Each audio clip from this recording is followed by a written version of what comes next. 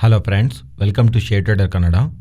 ಇವತ್ತು Sensex 879 points down ಆಗಿ 61,799 close ಆದರೆ ನಿಫ್ಟಿ 245 ಪಾಯಿಂಟ್ಸ್ ಡೌನ್ ಆಗಿ 18,415 ಕ್ಲೋಸ್ ಆಗಿದೆ. ವೆರಾಸ್ ಬ್ಯಾಂಕ್ ನಿಫ್ಟಿ 551 ಪಾಯಿಂಟ್ಸ್ ಡೌನ್ ಆಗಿ 43,498 ಕ್ಲೋಸ್ ಆಗಿದೆ. ಇವತ್ತು ಮಿಡ್ ಕ್ಯಾಪು 0.93% ಕರೆಕ್ಟ್ ಆದರೆ ಸ್ಮಾಲ್ ಕ್ಯಾಪು 0.56% ಕರೆಕ್ಟ್ ಆಗಿದೆ. ಇವತ್ತಿನ market opening slide gap down ಹಾಕ್ತಿದ್ರು. ಇವನ್ ಸ್ವಲ್ಪ ಪಾಸಿಟಿವ್ ಆಗಿ ಮಾರ್ಕೆಟ್ ಮೂವ್ ಆಗೋ ಪ್ರಯತ್ನ ಅಂತೂ ನಡೆದಿದೆ. ಆದರೆ ಸ್ಟಾರ್ಟಿಂಗಿಂದಾನು ಮಾರ್ಕೆಟ್ನಲ್ಲಿ ಒಂದು ಸ್ಟಡಿ ಸೆಲ್ ಆಫ್ ಅಂತೂ ಏನಾದರೂ ಇಂಪಾರ್ಟೆಂಟ್ ಲೆವೆಲ್ಸ್ ಹತ್ರ ಮಾರ್ಕೆಟ್ ಅಗೈನ್ ಅಪ್ಸೈಡ್ಗೆ ಮಾರ್ಕೆಟ್ ಮೂವ್ ಆಗೋಣ ಅಂತ ಪ್ರಯತ್ನ ಮಾಡ್ತಿದ್ರೆ ಗ್ರೀನ್ ಕ್ಯಾಂಡಲ್ಸಿಂದ ಕಾಣಿಸಿರೋಂಥ ಪ್ರತಿ ಲೆವೆಲ್ ಹತ್ರನೂ ಇಂಪಾರ್ಟೆಂಟ್ ಲೆವೆಲ್ಸ್ ಹತ್ರ ಗಮನಿಸಿದ್ರೆ 18,590, 18,520, ಅದಾದಮೇಲೆ 18,450 ಈ ಪ್ರತಿ ಲೆವೆಲ್ ಹತ್ರನೂ ಫಾರ್ಮ್ ಆಗ್ತಿರೋಂಥ ಬೈಯಿಂಗ್ ಆ್ಯಕ್ಟಿವಿಟಿ ಮೀನ್ಸ್ ಬುಲ್ಲಿಶ್ ಕ್ಯಾಂಡಲ್ಸ್ನ ಸೆಲ್ಲರ್ಸ್ ಓವರ್ಕಮ್ ಮಾಡ್ತಾ ಮಾರ್ಕೆಟ್ನಲ್ಲಿ ಒಂದು ಸಿಗ್ನಿಫಿಕೆಂಟ್ ಫಾಲ್ನಂತೂ ಇವತ್ತು ತಗೊಂಡು ಬಂದಿದ್ದಾರೆ. ಈ ರೀಸೆಂಟ್ ಡೇಸಲ್ಲಿ ಇಷ್ಟೊಂದು ಮಾರ್ಕೆಟು ಯಾವಾಗಲೂ ಇಷ್ಟೊಂದು ಮೂವ್ ಆಗಲಿಲ್ಲ ನಮಗೆ ಡೌನ್ ಸೈಡ್ಗೆ ಕಂಟಿನ್ಯೂಸ್ಲಿ. ತುಂಬ ಟೈಮ್ಸು ಮಾರ್ಕೆಟ್ ಫಾಲ್ ಆಗಿದೆ. ಆದರೆ ಫಾಲ್ ಆದ ಪ್ರತಿ ಸಲಿನೂ ಮಾರ್ಕೆಟ್ನಲ್ಲಿ ಅಗೇನ್ ಒಂದು ಬೈಯಿಂಗ್ ಆ್ಯಕ್ಟಿವಿಟಿ ಇಂಟ್ರಾಡೇ ಸೆಷನಲ್ಲಿ ನಮಗೆ ಕಾಣಿಸ್ತಾ ಇತ್ತು. ಆದರೆ for the first time for few days ಮಾರ್ಕೆಟ್ನಲ್ಲಿ ಸ್ಟಡಿಯಾಗಿ ಒಂದು ಡೈರೆಕ್ಷನಲ್ ಫಾಲ್ ಅಂತೂ ಇಂಟ್ರಾಡೇ ಸೆಷನಲ್ಲಿ ನಾವು ನೋಡಿದ್ದೀವಿ. ಇವನ್ ಮಾರ್ಕೆಟ್ ರಿಕವರಿ ಆಗೋದಕ್ಕೆ ಪ್ರಯತ್ನ ಮಾಡಿದ್ರು ಪ್ರತಿ ಸಲಿನೂ ಅದು ಫೇಲ್ ಆಗ್ತಾ ಡೌನ್ ಸೈಡ್ಗೆ ಮಾರ್ಕೆಟ್ ಮೂವ್ ಆಗಿದೆ. ನಿಫ್ಟಿ, ಬ್ಯಾಂಕ್ ನಿಫ್ಟಿ ಎರಡರಲ್ಲೂ ಸಿಮಿಲರ್ ಆ್ಯಕ್ಟಿವಿಟಿನೇ ಕಾಣಿಸ್ತಾ ಇದೆ. ಸೊ ಆ್ಯಕ್ಚುಲಿ ಮಾರ್ಕೆಟ್ ಏನಕ್ಕೆ ಇಷ್ಟೊಂದು ಡೌನ್ ಆಗಿದೆ? ಆ್ಯಕ್ಚುಲಿ ನಿನ್ನೆ ನಮಗೆ US ಫೆಡ್ ಮೀಟಿಂಗ್ ನಡೆದಿದೆ ಅಲ್ವಾ, 50 ಬೇಸಿಸ್ ಪಾಯಿಂಟ್ಸ್ ಅಂತ ಜಾಸ್ತಿ ಮಾಡ್ತಾರಂತ ಮಾರ್ಕೆಟ್ ಎಕ್ಸ್ಪೆಕ್ಟ್ ಮಾಡಿತ್ತು. ಅದಕ್ಕೆ ತಕ್ಕ ಹಾಗೆ 50 ಬೇಸಿಸ್ ಪಾಯಿಂಟ್ಸೇ ಜಾಸ್ತಿ ಮಾಡಿದ್ದಾರೆ. ಸೊ ಎಕ್ಸ್ಪೆಕ್ಟ್ ಮಾಡಿದ್ದೇ ಅಲ್ವಾ ಅವ್ರು ಮಾಡಿದ್ದಾರೆ ಅಂದರೆ, ಮತ್ತು ಏನಕ್ಕೆ ಸ್ಟಾಕ್ ಮಾರ್ಕೆಟ್ ಇಷ್ಟೊಂದು ಫಾಲ್ ಆಗಿದೆ?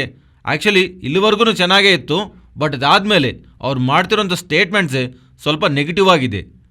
ಈಗ ನಾನು ಆ ಸ್ಟೇಟ್ಮೆಂಟ್ಸ್ ಅಂತೂ ನಿಮಗೆ ಹೇಳ್ತೀನಿ, ಅವು ನೆಗೆಟಿವ್ ಸ್ಟೇಟ್ಮೆಂಟ್ಸೇ. ಆದರೆ ಈ ಸ್ಟೇಟ್ಮೆಂಟ್ಸ್ಗೆ ಮಾರ್ಕೆಟ್ ನೆಗೆಟಿವ್ ಆಗಿ ಇಷ್ಟೊಂದು ರಿಯಾಕ್ಟ್ ಆಗಬೇಕಂತ ಅಂದ್ಕೊಂಡ್ರೆ ಓಪನಿಂಗ್ ಟೈಮಲ್ಲೇ ಸ್ಟ್ರಾಂಗ್ ಗ್ಯಾಪ್ ಡೌನ್ ಆಗಬೇಕಾಗಿತ್ತು. ಆದರೆ ಆ ಥರ ನಡೆದಿಲ್ಲ.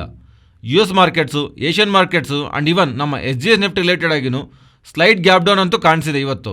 ಆ್ಯಂಡ್ ಇವನ್ ನಮ್ಮ ಮಾರ್ಕೆಟು ಓಪನ್ ಆದಾಗಿಂದನೂ ಗ್ಲೋಬಲ್ ಮಾರ್ಕೆಟ್ಸಲ್ಲಿರೋವಂಥ ಕಂಡೀಷನ್ಸು ಆ್ಯಂಡ್ ಈವನ್ ಯುರೋಪಿಯನ್ ಮಾರ್ಕೆಟ್ಸಲ್ಲಿರುವಂಥ ಕಂಡೀಷನ್ನು ನೀವು ಗಮನಿಸ್ತಾ ಇದ್ರಿ, ಅವು ಫರ್ದರ್ ಆಗಿ ಬೇರಿಶ್ ಆಗಿರ್ತಾ ಇರೋದು. ಓವರಾಲ್ ಗ್ಲೋಬಲ್ ಇಕ್ವಿಟಿ ಮಾರ್ಕೆಟ್ಸಲ್ಲಿರುವಂಥ sell off overall global equity ಮಾರ್ಕೆಟಲ್ಲಿ ಅನುಗುಣವಾಗಿ ಇವತ್ತು ನಮ್ಮ ಮಾರ್ಕೆಟ್ಸನ್ನು ಡೌನ್ ಆಗಿದೆ. ಓಕೆ, ಫೆಡ್ ಚೇರ್ಮನ್ ಅವರು 50 ಬೇಸಿಸ್ ಪಾಯಿಂಟ್ಸ್ ಹತ್ರ ಜಾಸ್ತಿ ಮಾಡೋದು ಅಲ್ಲದೆ ಇನ್ನೂ ಯಾವ ಸ್ಟೇಟ್ಮೆಂಟ್ ಮಾಡಿದ್ದಾರೆ ಅಂದರೆ, ಸೊ ಆ್ಯಕ್ಚುಲಾಗಿ ಮಾರ್ಕೆಟ್ ಎಕ್ಸ್ಪೆಕ್ಟ್ ಮಾಡಿದ್ದು ಇಲ್ಲಿವರೆಗೂ ನಾವು ಅಂದ್ಕೊಂಡ ಹಾಗೆ ಇನ್ಫ್ಲೇಷನ್ ಅಂತೂ ಕಂಟ್ರೋಲ್ಗೆ ಬಂದಿದೆ. ಸೊ ಅಪ್ಕಮಿಂಗ್ ಟೈಮ್ಸಲ್ಲಿ ಅಷ್ಟೊಂದು ಅಗ್ರೆಸಿವ್ ಆಗಿ ಬಡ್ಡಿ ರೇಟ್ಗಳು ಜಾಸ್ತಿ ಮಾಡಬೇಕಂತ ಅನ್ಕೊಂತಿಲ್ಲ ಅನ್ನೋ ಥರ ಸ್ಟೇಟ್ಮೆಂಟ್ಸ್ನ ಮಾರ್ಕೆಟ್ ಅಂತೂ ಎಕ್ಸ್ಪೆಕ್ಟ್ ಮಾಡಿದ್ರೆ ಅಗೈನ್ ಅವರು ಪ್ರೀವಿಯಸ್ಲಿ ಮಾಡಿರೋವಂಥ ಇಂಪಾರ್ಟೆಂಟ್ ಲೈನ್ಸ್ನ ಜ್ಞಾಪಕ ಮಾಡೋವಂಥ ಪ್ರಯತ್ನ ಮಾಡಿದ್ದಾರೆ. ಹೇಗೋ ಇನ್ಫ್ಲೇಷನ್ ಕಮ್ಮಿ ಆಗ್ತಿದೆ ಅಂತ 1 or 2 ಮಂತ್ಸಲ್ಲಿರುವಂಥ ಡೇಟಾ ನಾವು ನೋಡಿ ನಾವೇನಾದರೂ ಬ್ಯಾಕ್ ಸ್ಟೆಪ್ ಹಾಕಿದ್ರೆ ಅದು ಬಿಗ್ ಮಿಸ್ಟೇಕ್ಸ್ ಆಗುತ್ತೆ. ಅದರಿಂದ ಇನ್ಫ್ಲೇಷನ್ನ 2% ಹತ್ತಿರಗೆ ಬರತ್ತಂತ ಅವರು ಕಾನ್ಫಿಡೆನ್ಸ್ ಕ್ರಿಯೇಟ್ ಆಗೋವರೆಗೂ ನಾವು ಬಡ್ಡಿ ರೇಟ್ಗಳನ್ನಂತೂ ಅಷ್ಟೊಂದು ಈಸಿಯಾಗಿ ಬ್ಯಾಕ್ ತಗೋಬೇಕಂತ ಪ್ರಯತ್ನ ಅಂತೂ ಮಾಡ್ತಿಲ್ಲ ಅನ್ನೋ ಥರ. ನಾವು ಅಷ್ಟೊಂದು ಅಗ್ರೆಸಿವ್ ಆಗಿ ಇಲ್ಲ ಅಂದ್ರೂ ಬಡ್ಡಿ ರೇಟ್ಗಳಂತೂ ಜಾಸ್ತಿ ಮಾಡೋದಂತೂ ಕಂಟಿನ್ಯೂ ಆಗುತ್ತೆ ಅನ್ನೋ ಥರ ಸ್ಟೇಟ್ಮೆಂಟ್ಸ್ ಮಾಡ್ತಿರೋ ಕಾರಣವಾಗಿ ಪ್ರೀವಿಯಸ್ಲಿ ಈ ಥರ ಜಾಸ್ತಿ ಮಾಡ್ತಾ 4.6 ಹತ್ರ ಅವ್ರು ಸ್ಟಾಪ್ ಮಾಡ್ತಾರಂತ ಮಾರ್ಕೆಟ್ ಎಕ್ಸ್ಪೆಕ್ಟ್ ಮಾಡ್ತಾ ಇತ್ತು.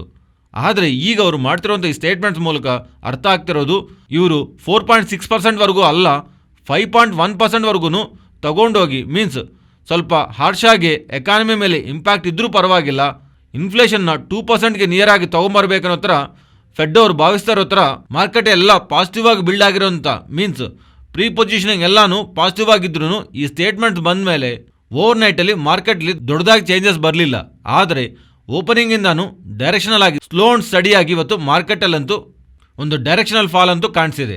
ಐ ಎಕ್ಸ್ಪೆಕ್ಟೆಡ್ ಸೆಕೆಂಡ್ ಹಾಫ್ನಲ್ಲಿರೋವಂಥ ಈ ಒಂದು ಬಿಗ್ ರೆಡ್ ಕ್ಯಾಂಡಲ್ ನೋಡಿ ಗಮನಿಸಿದ್ರೆ ನೀವು, ಈ big selling back mostly probably FIs ಒಂದು ರೋಲ್ ಇರಬೇಕು. ಬಿಕಾಸ್ ಸೆಕೆಂಡ್ ಹಾಫಲ್ಲಿ ಯಾವ ಡೈರೆಕ್ಷನ್ ಆದರೆ ಮಾರ್ಕೆಟ್ ಫಾಲ್ ಇರತ್ತಲ್ವ, ಅದು ಸ್ಟ್ರಾಂಗ್ ಇಂಟೆನ್ಸಿಟಿ ಇದ್ರೇ ಮಾತ್ರನೇ ಅದರ ಬ್ಯಾಕ್ ಮೋಸ್ಟ್ಲಿ ಇನ್ಸ್ಟಿಟ್ಯೂಷನ್ ಫ್ಲೋಸ್ ಇರುತ್ತೆ, FIs ಇರ್ಬೋದು. ಅದರಿಂದಾನೇ ಇವತ್ತು FIs ಒಂದು ಸೆಲ್ ನಂಬರ್ಸು ಬಿಗ್ ವೇನಲ್ಲಿ ಇರತ್ತಾ, ಅದು ಆ ಥರ ಇದ್ದರೆ ಅದು ಇವತ್ತೇ ಇರತ್ತಾ ಫರ್ದರ್ ಡೇಸ್ನಲ್ಲೂ ಕಂಟಿನ್ಯೂ ಆಗತ್ತೆ ಅನ್ನೋದು ನಾನು ಗಮನಿಸಬೇಕಂತ ಅನ್ಕೊತಿದ್ದೀನಿ. ಆ್ಯಂಡ್ ಸ್ವಲ್ಪ block deals and bulk deals ನಡೆದಿದೆ. ಅದರಿಂದ ಆ ಡೇಟಾ ಕಾರಣವಾಗಿ FIDI ಡೇಟಾನಲ್ಲಿ ಇಂಪ್ಯಾಕ್ಟ್ ಆಗ್ಬೋದೇನೋ ಒಂದು ವೇಳೆ. ತುಂಬ ಬಿಗ್ ನಂಬರ್ಸ್ ಏನಾದರೂ ಕಾಣಿಸ್ತಾ ಇದ್ರೆ ಅದು ಐದರ್ ಸೆಲ್ ಸೈಡ್ ಆದರೂ ಆರ್ ಬೈ ಸೈಡ್ ಆದರೂ ಅದು ಟ್ರೂಲಿ ಈಕ್ವಿಟಿಲಿ ನಡೆದಿರೋ ಥರ ನೋಡಬೇಡಿ. ಬಿಕಾಸ್ ಸಫೈರ್ ಫುಡ್ಸ್ ರಿಲೇಟೆಡ್ ಆಗಿ ಬಿಗ್ ಬ್ಲಾಕ್ ಡೀಲ್ಸ್ ನಡೆದಿದೆ. ಇನ್ನು ಸ್ವಲ್ಪ ಕಂಪ್ನೀಸ್ನಲ್ಲೂ FIs ಅವರು ಶೇರ್ಸ್ನ ಸೆಲ್ ಮಾಡಿದ್ದಾರೆ, ಸ್ವಲ್ಪ ಜನ ಬೈನೂ ಮಾಡಿದ್ದಾರೆ. ಅದರಿಂದ FIDI ಡೇಟಾ ಇವತ್ತು ಸ್ವಲ್ಪ ಮಿಸ್ಮ್ಯಾಚ್ ಆಗ್ಬೋದು. ಫ್ರೆಂಡ್ಸ್, ನಾನು ಪ್ರೀವಿಯಸ್ಲಿ ಹೇಳ್ದಂಗೆ 30th ನೈಟ್ ನಡೆದಿರೋಂಥ ಇವೆಂಟ್, 14th ನೈಟ್ ನಡೆದಿರೋಂಥ ಇವೆಂಟ್, ಇವೆರಡು ಇವೆಂಟ್ ಆದಮೇಲೆ ನಮ್ಗೆ ಇವತ್ತು ECB ಬ್ಯಾಂಕ್ ಆಫ್ ಇಂಗ್ಲೆಂಡ್ ರಿಲೇಟೆಡಾಗಿ ಬರೋವಂಥ ಈ ಇವೆಂಟ್ಸ್ ಆದಮೇಲೆ ನಮಗೆ ಮಾರ್ಕೆಟ್ನಲ್ಲಿ ನೆಕ್ಸ್ಟ್ ಕಮಿಂಗ್ ಡೇಸ್ನಲ್ಲಿ ದೊಡ್ಡ ಇವೆಂಟ್ಸ್ ಯಾವುದೂ ಇಲ್ಲ. ಆ್ಯಂಡ್ ನೆಕ್ಸ್ಟ್ ಫೆಬ್ರವರಿಲಿ ನಡೆಯುವಂಥ ಫೆಡ್ ಮೀಟಿಂಗ್ ರಿಲೇಟೆಡ್ ಆಗಿ ಯಾವ ಥರ ಹೈಕ್ ಇರುತ್ತೆ ಅನ್ನೋದು ನೆಕ್ಸ್ಟ್ ಜಾನ್ವರಿ ಆ್ಯಂಡ್ ಫೆಬ್ರವರಿಲಿ ಬರುವಂಥ ಡೇಟಾ ಆಧಾರ ಮಾಡಿಕೊಂಡು ಡಿಸಿಷನ್ ಇರುತ್ತೆ ಅನ್ನೋ ಥರ US ಫೆಡ್ ಚೇರ್ಮನ್ ಅವರು ಸ್ಟೇಟ್ಮೆಂಟ್ ಮಾಡಿದ್ದಾರೆ. So over all market fall ಆಗೋದಕ್ಕೆ ಬ್ಯಾಕ್ ಇರುವಂಥ ರೀಸನ್ ಫೆಡ್ ಅವರು ಹಾಕಿ ಸ್ಟೇಟ್ಮೆಂಟ್ಸು, ಇಂಟ್ರೆಸ್ಟ್ ರೇಟ್ಸು ಎಕ್ಸ್ಪೆಕ್ಟ್ ಮಾಡಿರೋ ಥರ 50 ಬೇಸಿಸ್ ಪಾಯಿಂಟ್ಸ್ ಜಾಸ್ತಿ ಮಾಡಿದ್ದಾರೆ. ಆದರೆ ಹಾಕಿಶ್ ಆಗಿ ನೆಗೆಟಿವ್ ಆಗಿ ನಾವು ಅಷ್ಟೊಂದು ಈಸಿಯಾಗಿ ಹಿಂದಕ್ಕೆ ಹೋಗ್ಬೇಕಂತ ಅನ್ಕೊಂತಿಲ್ಲ. ಹಿಸ್ಟಾರಿಕಲ್ ಆಗಿ ನೋಡ್ತಾ ಇದ್ರು ಯಾವುದೋ ಒಂದು ಚಿಕ್ಕ ಡೇಟಾ ನೋಡಿ ನಾವು ಹಿಂದಕ್ಕೆ ಹೋದ ಪ್ರತಿ ಸಲಿನೂ ಅದು ರಾಂಗ್ ಅಂತ ಪ್ರೂವ್ ಆಗಿದೆ. ಅದರಿಂದ 2% ಬರೋವರೆಗೂ ನಾವು ಸ್ವಲ್ಪ ಆ್ಯಕ್ಷನ್ ಸ್ಟ್ರಾಂಗ್ ಆಗಿ ತಗೋಬೇಕಂತ ಅನ್ಕೊಂತಿದ್ದೀವಿ.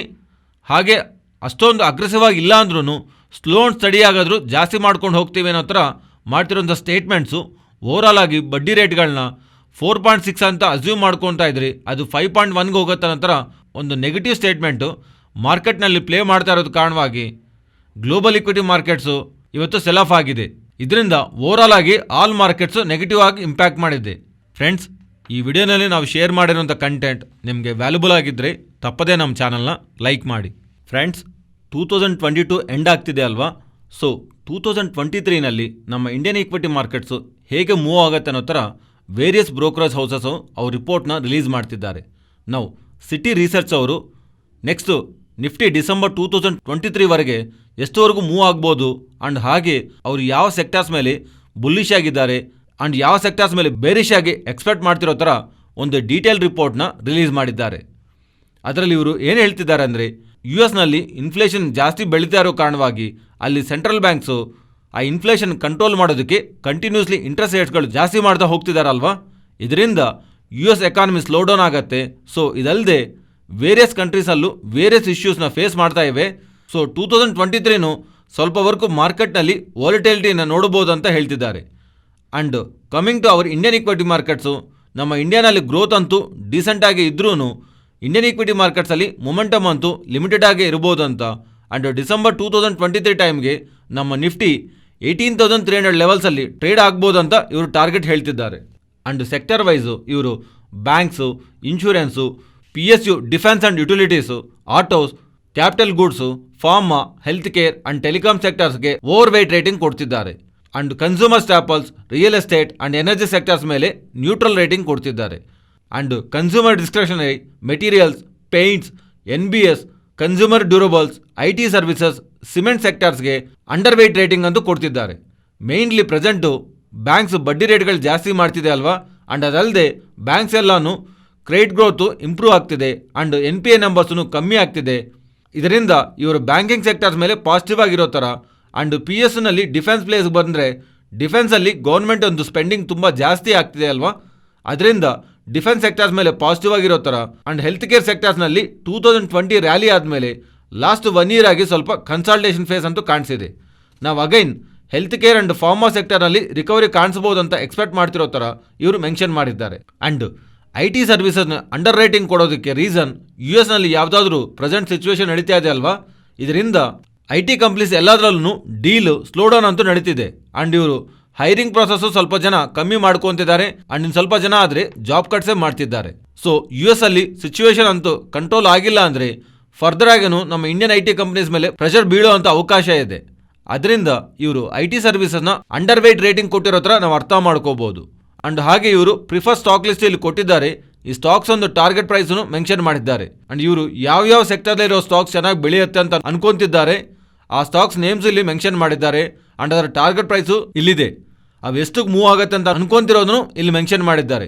ನಿಮಗೆ ಈ ಎಂಟೈರ್ ಸ್ಟಾಕ್ ಲಿಸ್ಟ್ ಅಂತೂ ಟೆಲಿಗ್ರಾಮ್ನಲ್ಲಿ ಪೋಸ್ಟ್ ಮಾಡಿದ್ದೀನಿ. ನೀವೇನಾದರೂ ಒಂದು ವೇಳೆ ಟೆಲಿಗ್ರಾಮ್ನಲ್ಲಿ ಇಲ್ಲ ಅಂದರೆ ವಿಡಿಯೋ ಡಿಸ್ಕ್ರಿಪ್ಷನ್ ಫಸ್ಟ್ ಕಮೆಂಟಲ್ಲಿ ಟೆಲಿಗ್ರಾಮ್ ಲಿಂಕ್ ಇರುತ್ತೆ. ನೀವು ಆ ಲಿಂಕ್ ಕ್ಲಿಕ್ ಮಾಡಿ ಟೆಲಿಗ್ರಾಮ್ ಚಾನಲಲ್ಲಿ ಜಾಯ್ನ್ ಆಗ್ಬೋದು ಆ್ಯಂಡ್ ಇಮೇಜ್ ಡೌನ್ಲೋಡ್ ಮಾಡಿ ನೀವು ಓದ್ಬೋದು. Next Nifty and bank Nifty support and resistant.